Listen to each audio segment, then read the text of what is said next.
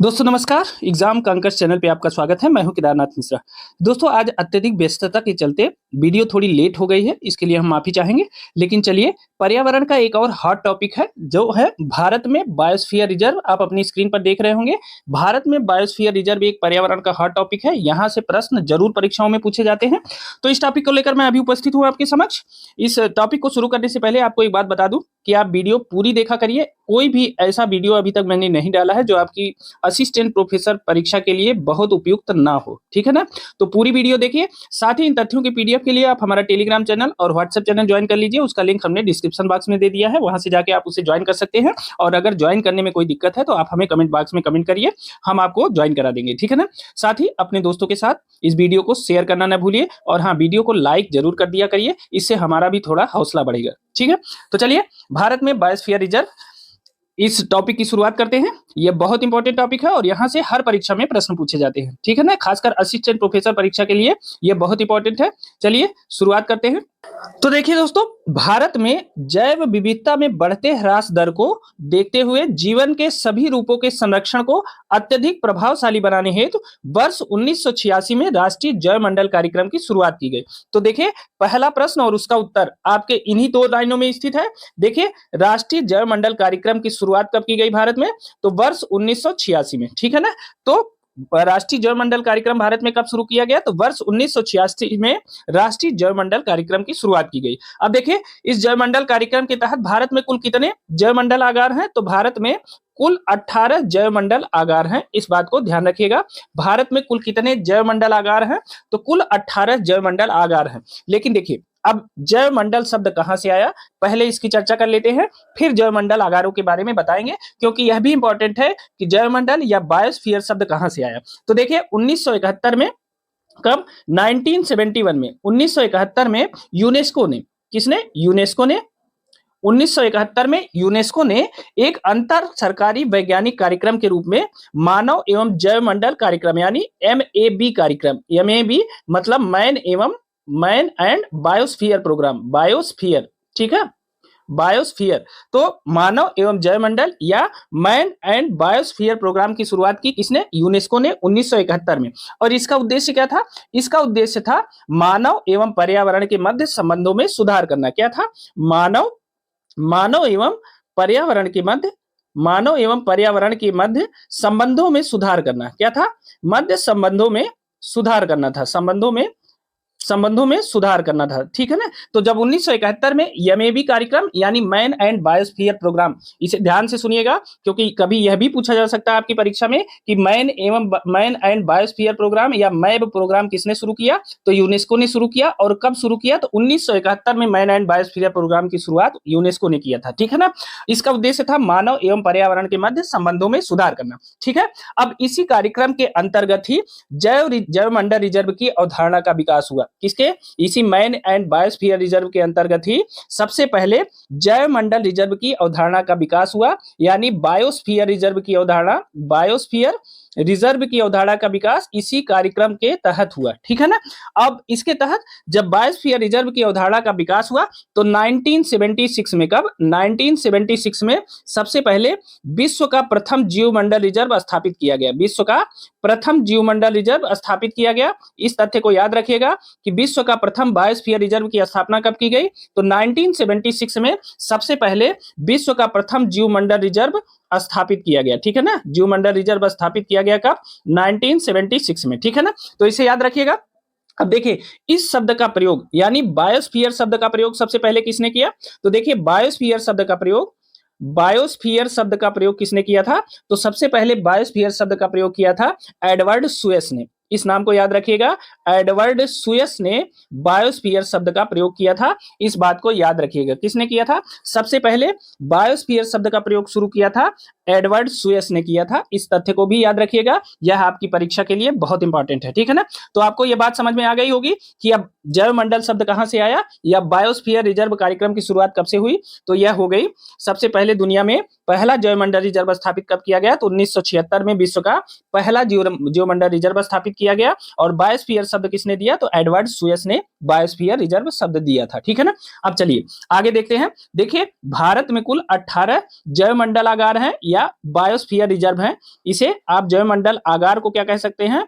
Biosphere reserve. Biosphere आसान होगा, biosphere reserve, ठीक है ना। जैवमंडल आगार ही बायोस्फीयर रिजर्व है। तो देखिए इन 18 जैवमंडल आगारों के बारे में देख लेते हैं। देखिए आप इस चीज को स्क्रीनशॉट ले लीजिए या वीडियो को पॉज करके आप इसे नोट कर सकते हैं। आप स्क्रीनशॉट ले लीजिए, ठीक है ना, स्क्रीनशॉट ले लीजिए, ठीक है। इसकी पीडीएफ भी मैं उपलब्ध करा दूंगा, आप इसकी पीडीएफ मैं उपलब्ध करा दूंगा, आप देखते रहिए, ठीक है ना।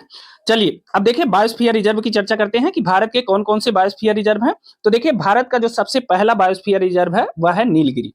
नीलगिरी भारत का पहला सबसे पहला बायोस्फीयर रिजर्व है और यह तमिलनाडु कर्नाटक में यह जो है फैला हुआ है, ठीक है। तमिलनाडु, यह केरल भी है, कर्नाटक 2 बार हो गया है, तो तमिलनाडु, केरल और कर्नाटक में फैला हुआ है नीलगिरी बायोस्फीयर रिजर्व। अब इसे कब बायोस्फीयर रिजर्व घोषित किया गया? तो 1986 में इसे बायोस्फीयर रिजर्व घोषित किया गया। यह बहुत इंपॉर्टेंट फैक्ट है, इसे याद रखिएगा। देखिए इसमें सन नहीं लिखे हैं, लेकिन अगर आप परीक्षाओं से जुड़े होंगे, आपने कोई पीवाईक्यू देखी होगी, तो 1-2 बार ऐसा हुआ है कि इनको बायोस्फीयर रिजर्व घोषित करने का सन भी पूछ लिया है। और जिस प्रकार इस समय उत्तर प्रदेश लोक सेवा आयोग प्रश्न बना रहा है, अगर हायर एजुकेशन कमीशन भी या शिक्षा सेवा चयन आयोग भी उसको फॉलो करता है, तो वह सन पूछ सकता है कि नीलगिरी बायोस्फीयर रिजर्व की स्थापना किस वर्ष हुई। क्योंकि एक बार यह प्रश्न पीसीएस में पूछा गया है, जब यह चार बायोस्फीयर रिजर्व दिए गए थे और उनकी स्थापना का वर्ष पूछा गया था। तो हम सारे बायोस्फीयर रिजर्व की स्थापना का वर्ष भी बताते चलेंगे, आप उसे देखते हुए नोट करते हुए आगे चलेंगे।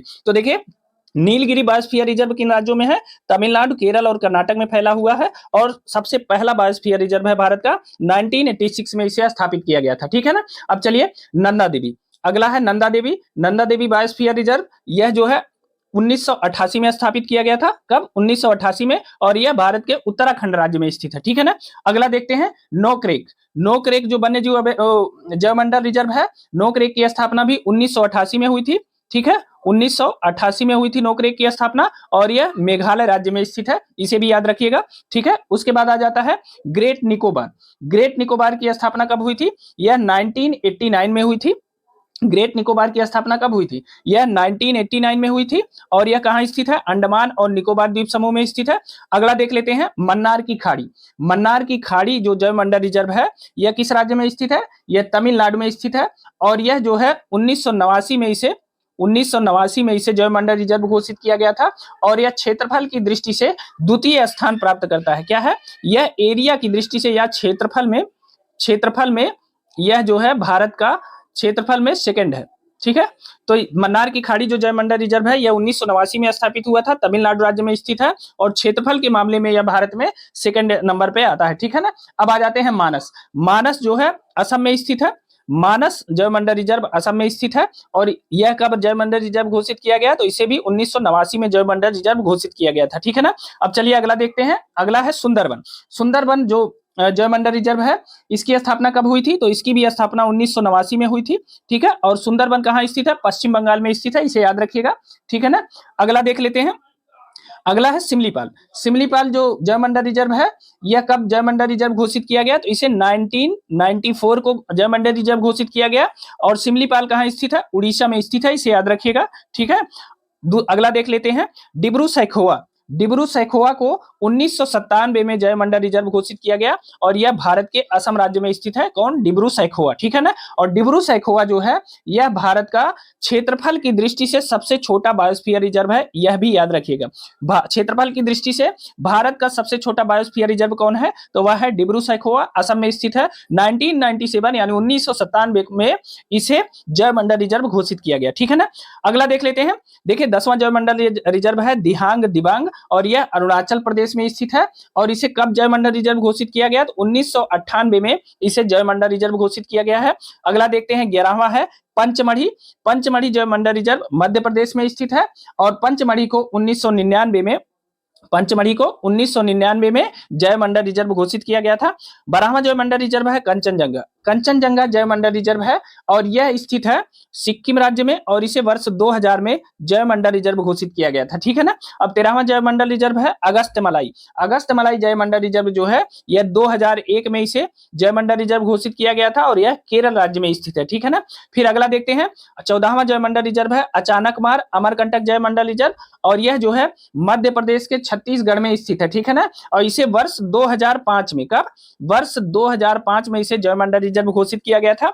अगला देखते हैं 15वां जैवमंडल रिजर्व है कच्छ। कच्छ कहाँ स्थित है आपको पता होगा, कच्छ गुजरात में स्थित है ना। तो कच्छ गुजरात में स्थित है और यह क्षेत्रफल की दृष्टि से भारत का सबसे बड़ा बायोस्फीयर रिजर्व है, इसे याद रखिएगा। क्षेत्रफल की दृष्टि से भारत का सबसे बड़ा बायोस्फीयर रिजर्व कौन है, यह है कच्छ का रण और इसे वर्ष 2008 में इसे जैवमंडल रिजर्व घोषित किया गया है। इसे कच्छ का रण के नाम से भी जानते हैं। ठीक है ना। तो इसे याद रखिएगा। 16वां जैवमंडल रिजर्व है शीत मरुस्थल। शीत मरुस्थल को कब जैवमंडल रिजर्व घोषित किया गया है, तो यह है 2009 में शीत मरुस्थल को जैवमंडल रिजर्व घोषित किया गया है और यह हिमाचल प्रदेश में स्थित है। इसे कोल्ड डिजर्ट भी कहते हैं। क्या कहते हैं, इसे कोल्ड डिजर्ट, कोल्ड डिजर्ट के नाम से भी इसे जानते हैं, शीत मरुस्थल। तो यह 2009 में जैवमंडल रिजर्व घोषित किया गया था इसे। अगला 17वां देखते हैं। 17वां जैवमंडल रिजर्व है शेषाचलम हिल्स और यह आंध्र प्रदेश राज्य में स्थित है और यह वर्ष 2010 में इसे जैवमंडल रिजर्व घोषित किया गया था। ठीक है ना। अब देख लेते हैं 18वां और आखिरी जैवमंडल रिजर्व। तो 18वां और आखिरी जैवमंडल रिजर्व है यह है पन्ना।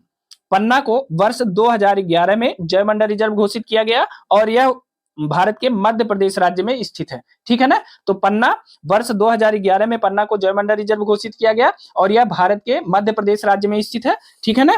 तो इस तथ्य को याद रखिएगा। अब देखिए जितने जैवमंडल रिजर्व है वह क्रमबद्ध है, सन के हिसाब से है। तो इसे आप याद रखिएगा। ध्यान दीजिएगा कि एक आध बार ऐसा लोक सेवा आयोग ने प्रश्न बनाया है जब सन के हिसाब से मिलान करने को आया है और उसमें नीलगिरी, नंदा देवी, नोकरेक और मन्नार की खाड़ी इत्यादि उसमें जैवमंडल रिजर्व का नाम दिया गया था। तो आप इसे ध्यान से देख लीजिएगा, आराम से पढ़ लीजिएगा, हो सके तो नोट कर लीजिएगा और अगर नोट न कर पाइएगा तो आप इसकी पीडीएफ के लिए आप हमारा टेलीग्राम और व्हाट्सएप चैनल ज्वाइन कर लीजिए। उसका लिंक हमने डिस्क्रिप्शन बॉक्स में दे दिया है, वहां आपको इसकी पीडीएफ मिल जाएगी, वहां से आप इसे बार बार दोहरा सकते हैं। ठीक है ना।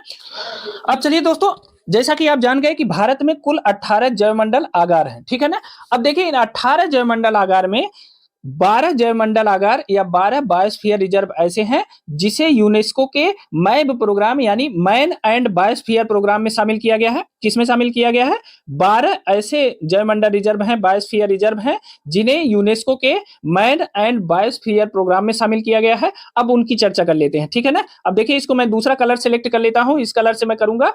ठीक है, ब्लैक कर लेते हैं। ब्लैक कलर से हम आपको ऐसे बायोस्फीयर रिजर्व को बताते जाएंगे कि जिसे यूनेस्को के मैन एंड बायोस्फीयर प्रोग्राम में शामिल किया गया है। तो देखिए सबसे पहले नीलगिरी को यूनेस्को के मैन एंड बायोस्फीयर प्रोग्राम में शामिल किया गया है।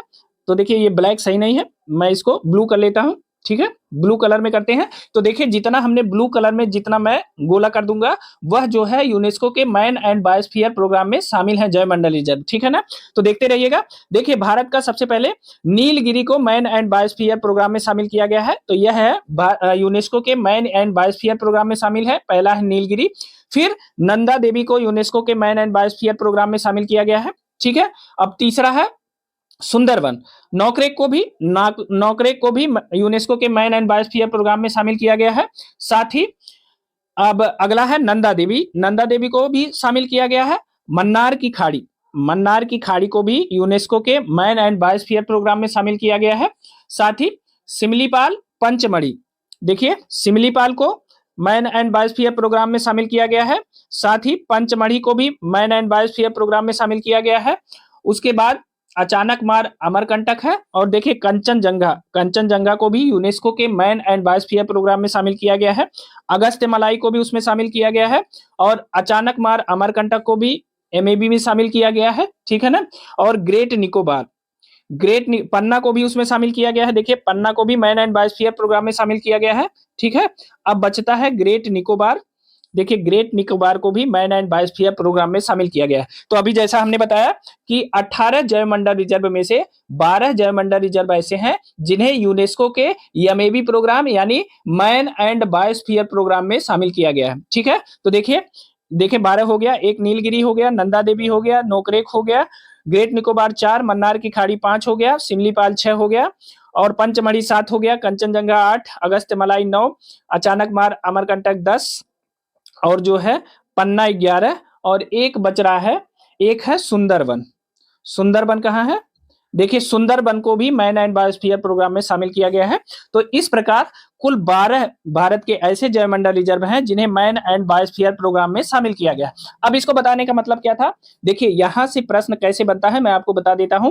प्रश्न बनेगा, 4 ऑप्शन रहेगा उसमें और प्रश्न दे देगा कि इन चारों में से किसे यूनेस्को के मैन एंड बायोस्फीयर प्रोग्राम में शामिल नहीं किया गया है और उन चारों में 4 नाम दे देगा। मान लीजिए मन्नार की खाड़ी दे दिया, मानस दे दिया, सुंदरबन दे दिया और सिमलीपाल दे दिया, ठीक है ना। अब पूछेगा कि इसमें से भारत के किस जैवमंडल आगार को या बायोस्फीयर रिजर्व को यूनेस्को के मैन एंड बायोस्फीयर प्रोग्राम में शामिल नहीं किया गया है, तो आप क्या मानेंगे? मानस। मानस को यूनेस्को के मैन एंड बायोस्फीयर प्रोग्राम में शामिल नहीं किया गया है और मानस बहुत ही चर्चित जैवमंडल आगार है। तो इसलिए इस बात को याद रखिएगा कि प्रश्न ऐसे भी बन सकता है, इसलिए मैंने एक्स्ट्रा यह चीज इसमें ऐड कर दी है, ठीक है दोस्तों। तो अब आप समझ गए होंगे जितना हमने ब्लू लाइन में खींचा है यह है man and biosphere reserve, M A B में शामिल शामिल भारतीय भारतीय बायोस्फीयर रिजर्व या जैवमंडल, भारतीय जैवमंडल रिजर्व, ठीक है ना। तो इसे याद रखिएगा। आपकी परीक्षा यानी असिस्टेंट प्रोफेसर भर्ती परीक्षा के लिए यह टॉपिक बहुत ही हॉट टॉपिक है और यहां से प्रश्न जरूर पूछे जाते हैं। जैसा कि मैंने कहा कि 18 भारत में कुल 18 जैवमंडल आगार हैं और इन 18 में से 12 जैवमंडल रिजर्व को कितने 12 जैवमंडल रिजर्व को 12 जैवमंडल रिजर्व को यूनेस्को के यूनेस्को के यूनेस्को के एमएबी प्रोग्राम यानी मैन एंड बायोस्फीयर प्रोग्राम में एमएबी प्रोग्राम में शामिल किया गया है, ठीक है ना। शामिल किया गया है ठीक है ना।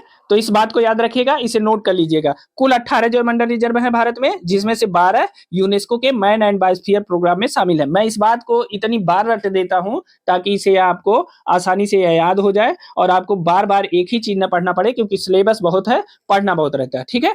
तो दोस्तों अभी के लिए इतना ही। आपको यह वीडियो कैसी लगी हमें कमेंट करके जरूर बताइएगा। साथ ही दोस्तों अगर अभी तक आपने इस चैनल को सब्सक्राइब नहीं किया है तो जल्दी से सब्सक्राइब कर लीजिए, अपने दोस्तों के साथ इस वीडियो को शेयर करिए और अपने अनुभव को भी हमारे साथ शेयर करिए। और हाँ, इस वीडियो को लाइक करना बिल्कुल ना भूलिएगा, क्योंकि दोस्तों बहुत ही मेहनत लगती है। आपका एक लाइक हमें बहुत मोटिवेट करता है ताकि हम और हौसले के साथ अगली वीडियो बना सके, इसलिए वीडियो को लाइक करके ही जाइएगा, ठीक है।